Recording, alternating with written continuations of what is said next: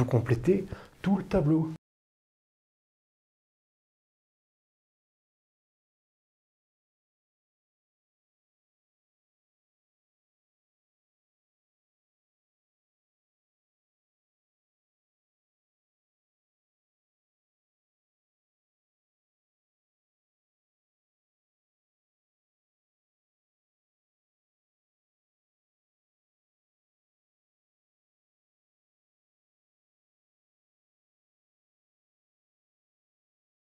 On va en fait compléter ce tableau des nombres trigonométriques des angles particuliers, 30, 45, 60, 90.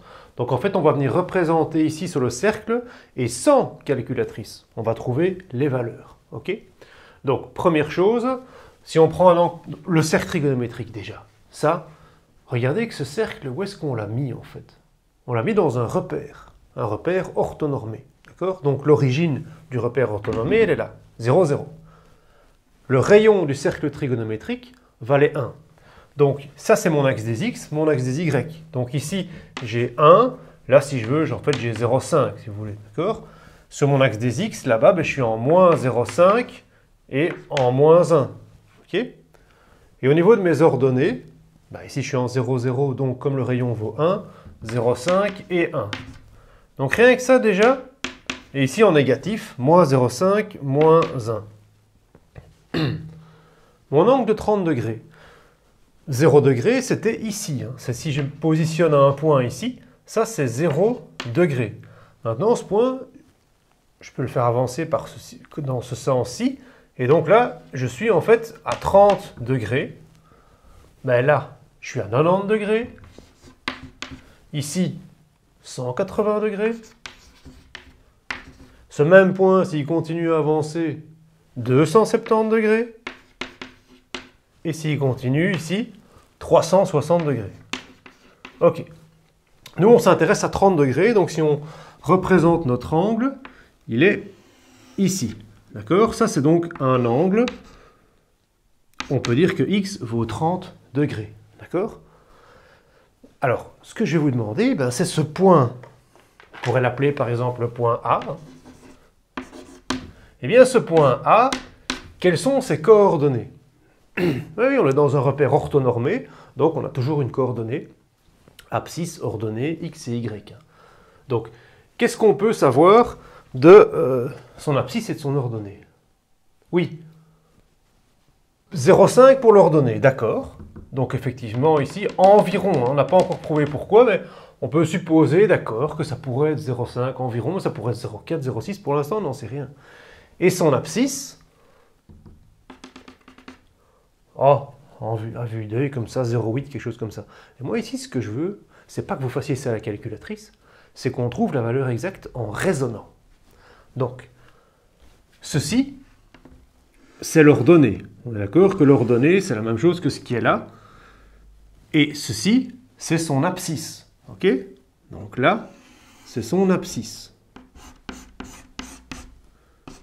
Alors ici, si on regarde ceci, on a un triangle rectangle. Eh bien, où est... Vous avez appris déjà le triangle rectangle. Trigonométrie dans le triangle rectangle. Oui, le moyen mémotechnique, SOHCAHTOA. Ok.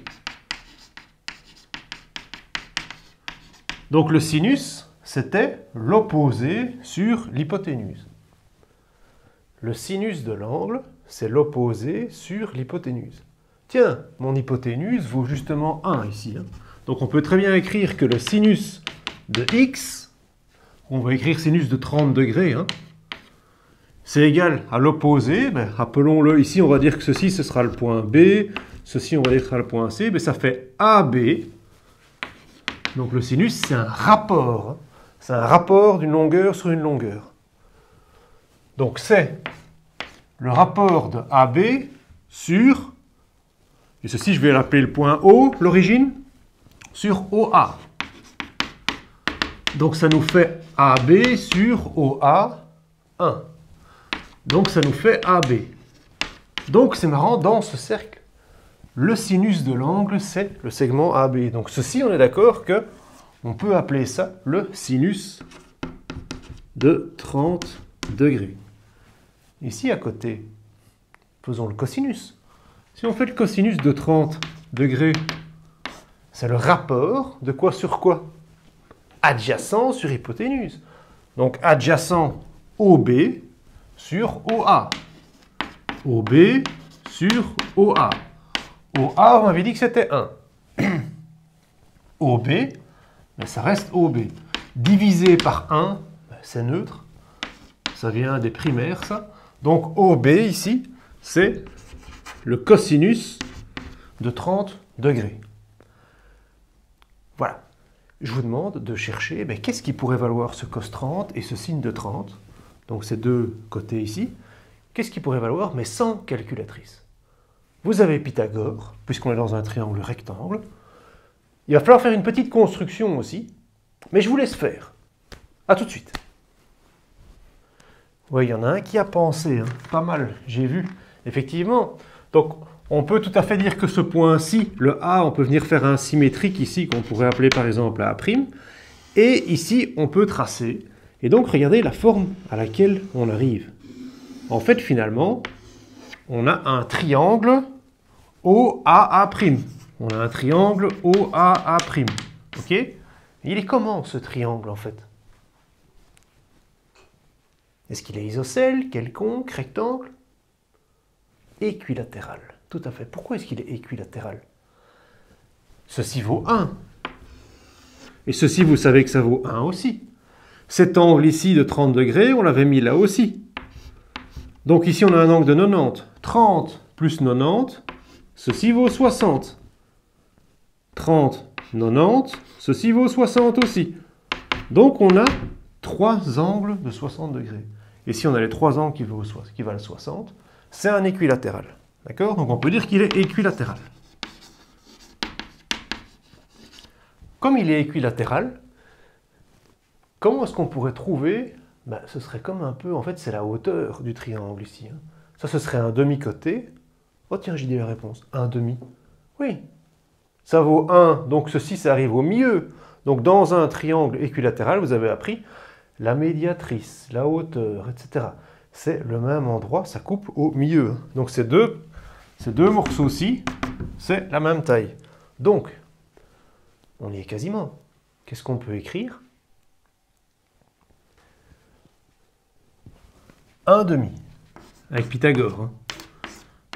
1 demi au carré. En fait, on pourrait le faire même en lettres, hein, d'abord. 1 demi, en fait, on va dire que c'est AB. Donc AB au carré. La distance AB au carré. C'est égal à quoi? Il faut l'additionner avec l'autre. OB. Donc plus OB au carré égale OA au carré. D'accord? Et donc, si on remplace ça par des chiffres qu'on a ici, ça c'est 1 demi. OB, c'est ce qu'on cherche en fait.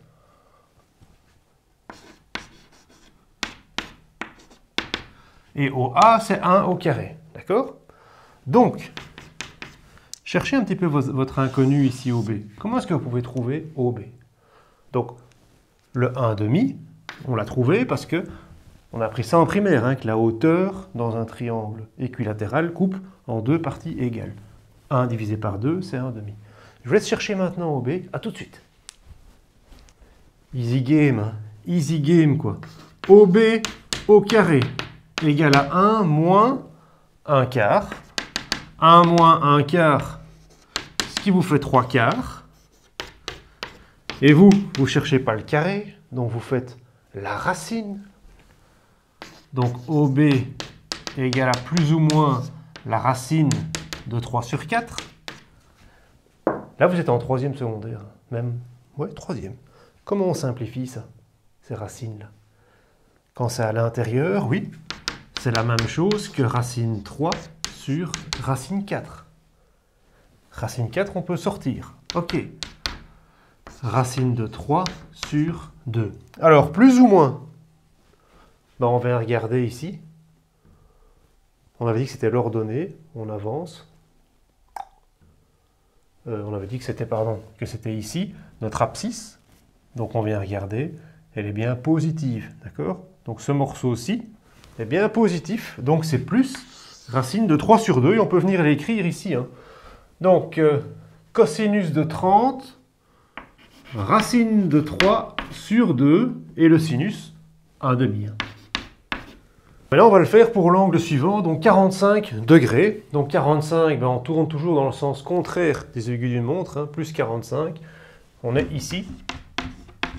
Et donc, si on trace l'angle, il est là. Donc, c'est cet angle-ci qui vaut 45, d'accord? Donc, ben, de nouveau, on vous demande la coordonnée. On peut le rappeler, par exemple, on peut l'appeler le point A. Et je vous demande, j'ai juste A qui s'est déplacé. Hein, ok? C'était déjà A avant. Je vous demande, mais quelles sont ces coordonnées à ce point A? Ben, vous allez me dire, tiens, la coordonnée, ben, on va prendre l'abscisse. Donc c'est quelque part ici. Puis on va regarder son ordonnée. C'est quelque part là. Je vais le faire avec ma calculatrice. Et j'ai la réponse, monsieur. Ben, je vous demande de faire un raisonnement ici. On peut vérifier à la calculette. Mais un raisonnement qui serait donc... Ceci, c'est donc mon ordonnée. On a vu là tantôt que ceci, c'était bien donc, le sinus de 45. Et ceci, c'est bien le cosinus de 45. On a donc notre angle droit qui est ici. Vous êtes donc dans un triangle rectangle. Mais en fait, il est comment ce triangle? Appelons de nouveau, qu'est-ce qu'on avait? On pourrait dire que c'est A, ceci c'était O, et ceci appelons ça B. Donc si vous êtes dans le triangle OAB, ben, je vous demande quelle est la nature de ce triangle et qu'est-ce qu'on pourrait faire pour essayer de trouver ces deux distances sans calculatrice. Je vous laisse faire, à tout de suite. Mais oui, il est isocèle. Bien sûr qu'il est isocèle. Clairement que cet angle-ci vaut 45 degrés, mais celui-là aussi vaut 45, puisque celui-là vaut 90. Donc cet angle-là vaut cet angle-là. Et donc, on est dans un isocèle, donc ces deux distances sont les mêmes. On reprend Pythagore. OB au carré plus AB au carré égale à l'hypoténuse au carré, donc 1 au carré, ça nous fait 1. Alors comme c'est un isocèle, ben, ceci et ceci, c'est la même chose. Donc on peut très bien dire que 2 OB au carré égale à 1. Bon, vous cherchez OB, je vous laisse faire. A tout de suite. Ça passe de l'autre côté. Égal à 1 sur 2. Là, c'est quand il est au carré. Pour enlever le carré, on fait la racine. Plus ou moins, hein, pas oublier plus ou moins. Racine de 1/2. Ce qui nous fait racine de 1 sur racine de 2. Vous avez étudié l'année passée, en 3e, qu'on ne laisse pas une racine de 2 comme ça en bas. On va encore multiplier par racine de 2 sur racine de 2. Multiplier par 1, c'est neutre. Je n'ai rien changé à mon calcul. Et donc, je trouve... racine de 2 sur 2, le plus ou le moins. Est-ce que je prends le plus ou le moins? On est ici dans le cadran 1. Il y a 4 cadrans dans ce cercle trigonométrique. Ici, si on regarde le cosinus, ben, il est bien positif. Et là, le sinus, il est aussi bien positif. Donc, on prend le plus. Donc, sin 45, racine de 2 sur 2, cos 45, racine de 2 sur 2. Il reste notre angle de 60. Donc pour notre angle de 60, ben, de nouveau, donc on tourne dans le sens contraire des aiguilles d'une montre. On démarre ici à 0, 30, 45, 60. Donc on est ici. Tac. Ça, c'est 60 degrés. Imaginons donc que le point A s'était déplacé. On peut l'appeler A. Et on vous demande, ben, cherche les coordonnées de ce point A. Ici, ben, on a 60 degrés. Bon, ben, vous allez me dire, c'est facile. On fait l'abscisse l'ordonnée. Donc l'abscisse, ça va nous faire ici. L'abscisse, ce sera ici, donc cosinus 60. Et l'ordonnée, ce sera sinus de 60. On retrouve notre triangle rectangle. Et donc, ben voilà, je vous laisse calculer ces deux longueurs. Essayez de remarquer si vous retrouvez de nouveau un triangle qu'on pourrait... Ouais, je vous laisse faire. Ouais, il y en a quelques-uns qui ont trouvé, tout bon. Effectivement, on peut tracer un équilatéral aussi ici. Vous prenez ce point-ci et vous le reliez jusque-là. Hop. Ben, ceci, ça vaut 1, puisque c'est le rayon du cercle trigonométrique. Ici, vous êtes sur le rayon aussi, donc ça vaut 1 aussi. Est-ce que celui-ci vaut 1? Bon, ben on est 90, donc celui-ci vaut 30. Et ici, cet angle-ci, c'était la moitié. Hein, donc on peut... En fait, ils sont isométriques si on les met l'un sur l'autre. Et donc voilà, on a 60 ici, on a 60 là. Donc c'est un équilatéral. Et donc comme c'est un équilatéral, on sait que ça coupe en deux parties égales. Donc on sait que celui-ci c'est 1/2. Donc on peut faire notre relation de nouveau. Appelons ceci par exemple B. Alors on va dire que OB au carré. OB au carré, donc on va se mettre dans le triangle. Ceci, on peut appeler ceci par exemple le point R. Hein, ici, c'est le rayon. Donc dans le triangle OAR, on peut dire que OB au carré plus AB au carré égale à 1. Hein. Ok. OB, ben ça vous le savez, c'est 1/2. Puisque la hauteur dans un triangle équilatéral coupe en deux parties égales le côté d'en face. AB, c'est ce qu'on va chercher. Alors cherchez un petit peu AB. AB carré est égal à 1 moins 1 quart, tout à fait. Ce qui nous fait 3 quarts, d'accord. Donc ceci, c'est équivalent à dire que AB, c'est plus ou moins la racine de 3 quarts. On l'avait sorti là tantôt, on peut sortir le 4. Hein. Donc ça nous fait plus ou moins racine de 3 sur 2. Donc, on garde quoi? Uniquement le plus. Hein. Regardez ici, si on vient voir l'ordonnée, on est dans le cadran 1, le sinus est bien positif. Hein. Donc c'est racine de 3 sur 2. On peut venir l'écrire. Racine de 3 sur 2. Et ici, c'était 1/2. Il nous reste juste 0 et 90. Ça, c'est facile, hein, ça. 0,90, ben 0. Si vous êtes ici, si vous avez un point qui est là, hein, votre point A, il est ici, que vaut son abscisse? Ben, c'est 1, donc le cosinus vaut 1, et que vaut son ordonnée? 0. Cosinus vaut 1, et le sinus vaut 0. Et puis vous faites 90, vous venez ici en 90, que vaut l'abscisse? Ben, l'abscisse, c'est 0. Et que vous leur donnez 1. 0 et 1. Pas mal, hein? Dans un sens, les mêmes chiffres, mais dans l'autre sens. Ok. Donc, en gros, on cherchait les coordonnées. Ici, on avait les points A. Ça, c'était pour 30 degrés. Ça, c'était le point A qui était à 45. Et donc, qu'est-ce qu'on avait trouvé? Si on donne vraiment les coordonnées, pour faire un petit résumé ici. Hein. Donc, on regarde. Ça, c'était le cosinus, celui-ci. Donc ce point-là, c'était racine de 3 sur 2, 1/2. Ce point-ci. Si on prend le point là, c'était quoi? C'était racine de 2 sur 2, racine de 2 sur 2. Le point suivant, c'était quoi? On prend son cosinus, c'était 1/2. Et son ordonnée, c'était racine de 3 sur 2.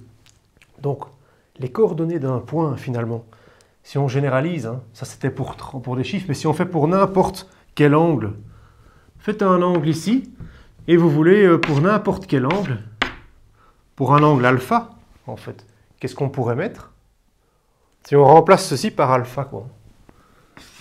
Alpha. Bon, ben, un angle qui serait en alpha, ce serait donc cosinus de alpha, et son ordonnée, ce serait sinus de alpha. C'est marrant, hein, donc les points qui sont ici sur le cercle, voilà la coordonnée qu'ils ont. Cos alpha, sin alpha. Il nous reste cette colonne tangente à faire. On n'en a pas encore fait. La tangente, oui, je sais, ça vous savez où elle est, d'accord? Elle est ici. Hein. Géométriquement, elle est ici. Ça, c'est la tangente, d'accord? Mais pourquoi est-ce qu'elle est là, en fait? Pourquoi est-ce qu'elle est là? Dessinons un angle, par exemple, déjà de 30, comme on a fait là tantôt. Hops. Ou même, par exemple, de 45 ici. On peut faire un angle de 45. Les coordonnées, rappelez-vous, on avait notre sinus. On va dire maintenant sin alpha, ça peut être n'importe quel angle, on a trouvé. Et ça, on va dire que ceci, ça peut être le cosinus d'alpha aussi. D'accord? Donc, notre triangle rectangle, ceci, c'est notre angle alpha. Bon, Ben, le toa dans le triangle rectangle, c'était bien le rapport entre le côté opposé sur le côté adjacent.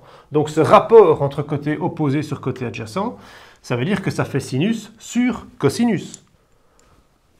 Donc on le voit ici que c'est ce rapport-là sur là. D'accord? Donc par exemple pour la tangente de 45, ben déjà comme c'est racine de 2 sur racine de 2, si on fait ça divisé par ça, ben ça nous donne 1. On l'a. Ok? Et donc si on continue, on vient prolonger pour voir l'intersection ici. Et justement ici on est en 1. Ok? Donc ça c'est 0. Là-bas ici vous allez avoir moins 1. Là-bas 2 et jusqu'à l'infini. Ça grimpe comme ça jusqu'à plus l'infini. Ça ce sera notre tangente. Mais pourquoi est-ce qu'on l'a mise là en fait? Mais si on réfléchit, si on prend notre tangente de 30,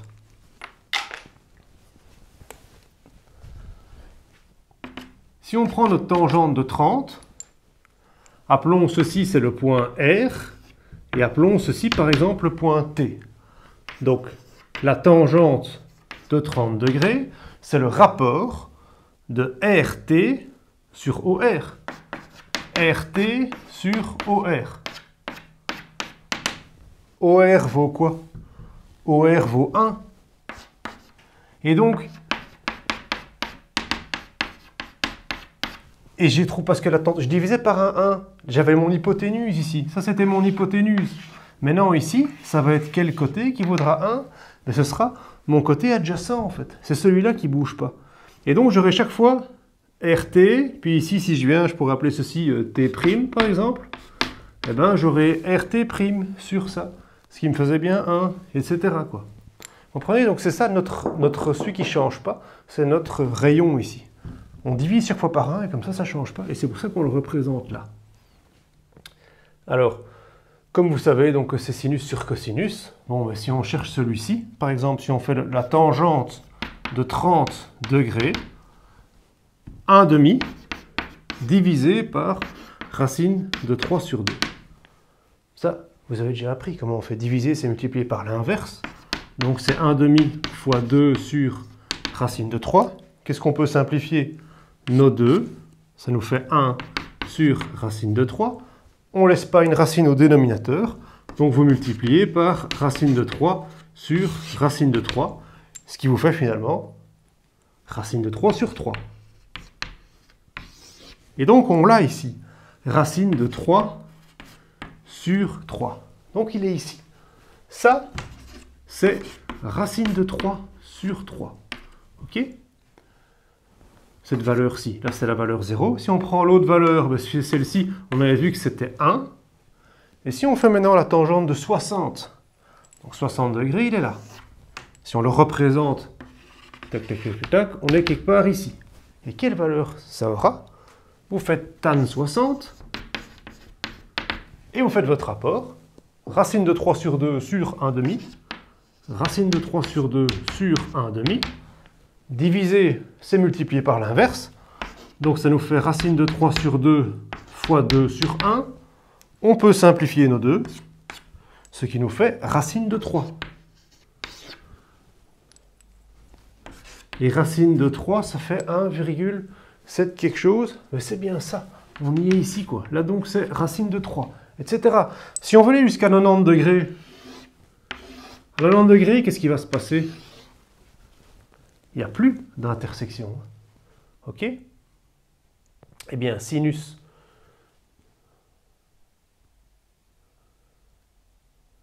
merde, qu'est-ce que je foire là? La tangente de 90. Bon, bien, il y a un problème. Hein. Personne ne l'a encore vu. Ça, c'est pas 0 et 1. Hein. C'est 1 et 0. En 90, vous venez ici en 90. Votre sinus, c'est l'ordonnée. L'ordonnée vaut quoi? 1. Et l'abscisse vaut quoi? 0. D'accord?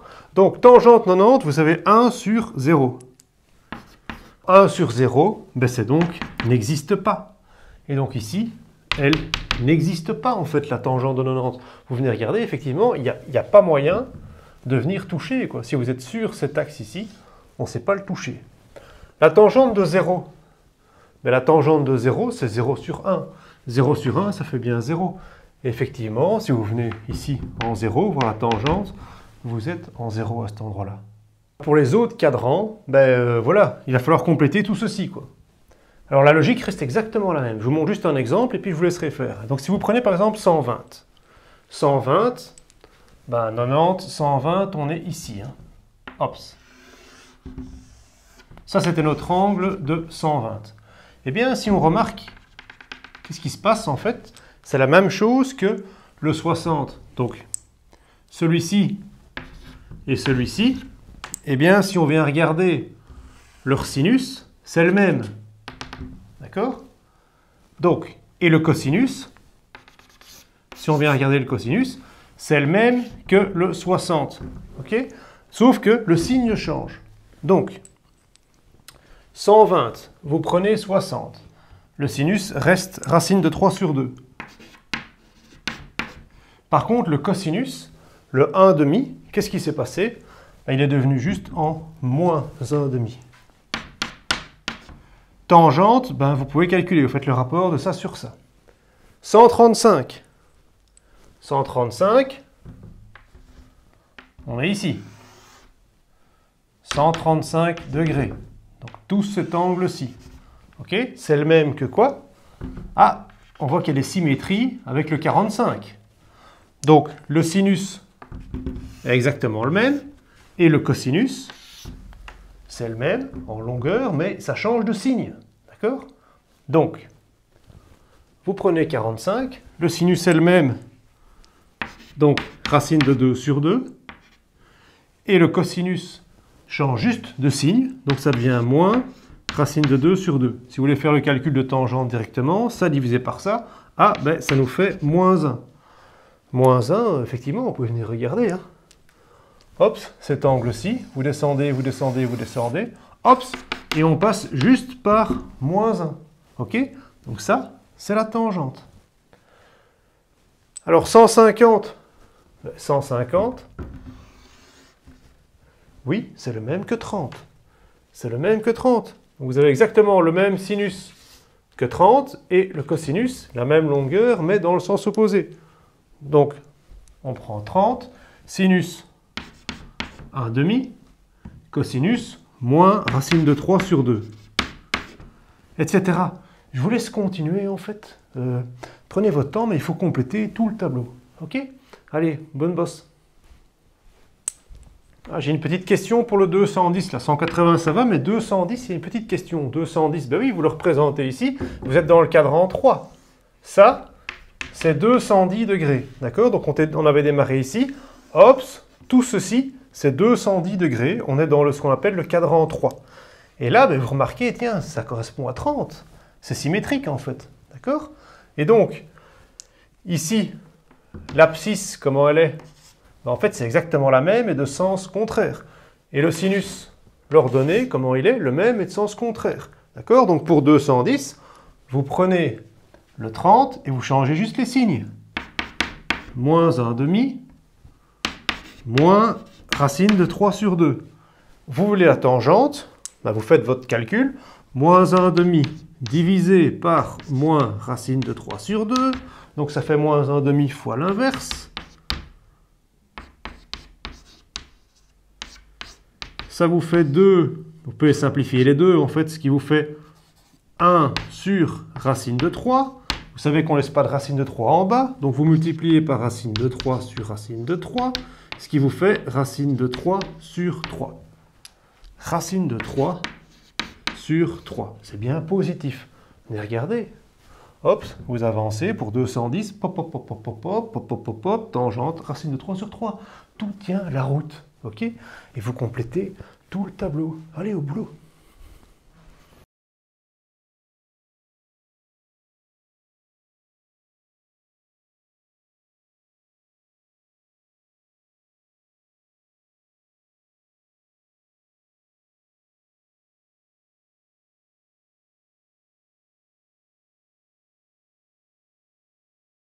Pas mal, hein, tout ce tableau-là. Je vois juste qu'il y avait effectivement ici 315 et 330. Là, il y avait un petit truc. Et alors ici, il n'existe pas. Hein, donc la tangente de 270, elle n'existe pas. Ok. Bon, mais si vous avez réussi à trouver ça, c'est bien. Maintenant, il y a des petits moyens de retenir ou de vérifier si on ajuste. Vous faites, par exemple, pour les 4 cadrans, hein, donc vous faites sinus, cosinus et tangente. Hein. Hop. Bon. On va juste regarder les signes, en fait, pour bien vérifier qu'on n'a pas fait de faute de signe. Donc, si vous êtes dans le cadran 1, votre sinus, il était comment dans le cadran 1? Mais il était tout le temps positif. Regardez, dans le cadran 1, mon sinus est tout le temps positif. Donc, dans le cadran 1, on est positif. Dans le cadran 2, votre sinus est toujours positif. On vient voir dans le cadran 2, le sinus est bien toujours positif. On n'a pas fait de faute. Dans le cadran 3, le sinus, il est comment? Il est négatif ici. Bon, on va regarder dans le cadran 3. Donc le cadran 3, on est ici. Hein. Hop, ça c'est votre cadran 3. Ça, c'est votre cadran 2. Ok? Ça ici, c'est votre cadran 1. Bon, donc le sinus dans le cadran 3, il est négatif. Vous avez bien partout du négatif. Dans le cadran 4, il est aussi négatif partout. Vous voyez bien? Donc ça, c'est le signe de sinus. Alors, le signe de cosinus. Dans le cadran 1, il était positif. On avait bien partout du positif, ça tient la route. Dans le cadran 2, il était négatif. Regardez bien, hop, c'est bien négatif. Dans le cadran 3, c'est bien négatif. Dans le cadran 4, c'est bien positif. Ça tient la route, quoi. Tangente. Dans le cadran 1, il était bien positif. Positif. Dans le cadran 2, il était négatif. Effectivement, tout ça, on prolongeait, on venait, ici on était dans les négatifs.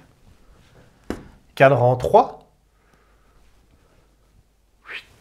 on s'attend du positif. Est-ce qu'on a bien du positif? Ting tang, ting tang. Oui, bien positif. Cadran 4, négatif. Est-ce que j'ai bien les négatifs? Oui. Et voilà, ça marche. Il faut savoir comprendre cette logique, il faut savoir la refaire. La calculatrice peut être nécessaire pour vérifier, si vous avez des doutes. Mais moi, ce que je vais évaluer ici, c'est le raisonnement. Comment est-ce qu'on reconstruit ça? Dernière petite chose, et puis je vous laisse tranquille. On vous demandait l'interprétation géométrique de la formule fondamentale de la trigonométrie. Donc, sin carré de x plus cos carré de x égale à 1. Et on vous demande géométriquement de donner deux interprétations différentes. Bon, la première, j'espère que vous le reconnaissez. On n'a pas arrêté de le faire, donc c'est simplement dans un triangle. Vous allez ici, si on prend un triangle, hop, on avait sinus, cosinus et on a Pythagore. On peut donc bien dire avec Pythagore que sin carré de x plus cos carré de x est bien égal à l'hypoténuse 1. Ok, donc la première interprétation géométrique, elle est ici. D'accord? La deuxième interprétation géométrique, je vous mets un petit peu sur la piste, hein, mais on a vu que les points, c'était cos x, sin x. Hein, d'accord? Donc on met toujours l'abscisse x et l'ordonnée y. Imaginons qu'on remplace ceci par x et par y. Ça nous fait x carré plus y carré égale à 1. C'est l'équation de quoi, ça? C'est l'équation de quoi? Est-ce que c'est une droite? Est-ce que c'est une parabole? Est-ce que c'est un cercle? Oui, c'est un cercle. Évidemment que c'est un cercle. Vous avez vu un cercle? Un cercle, c'était x moins xc au carré plus y moins yc au carré égale à r carré. On peut le faire apparaître le tableau, mais donc, voilà, ça vous avez vu les équations de cercle. Et donc ici, c'est quoi? C'est un cercle de centre quoi? De centre 0, 0. Et de rayon quoi? Et de rayon 1. Donc ceci, c'est bien mon cercle de centre 0, 0 et de rayon 1. Et donc comme ça, je le vois géométriquement. Ok? Il y a du boulot. Bon travail!